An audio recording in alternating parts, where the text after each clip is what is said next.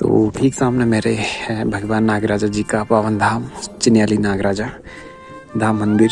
और ये मंदिर का पीछे का पोर्शन है, काफ़ी बढ़िया तरीके से जो यहाँ पे बनाया हुआ है मंदिर परिसर को। ये अपना चिन्याली सॉर्ड है पूरा, यह हवाई पट्टी है, लंबी सी लाइन जो आपको दिख रही है सामने। ठीक भागीरथी मैया, गंगा मैया है, चिन्याली टिहरी डैम जिस आपने सुना होगा, तो ये टिहरी डैम का पूरा क्षेत्र है। सामने ऊंचे ऊंचे पहाड़, हिमालय की चोटियाँ, ठीक सामने नागराजा धाम जहाँ पे अलग अलग आकृतियों से जो है भगवान नागराजा मंदिर को जो है सजाया गया है ये। और यहाँ पे देवता की चौरी,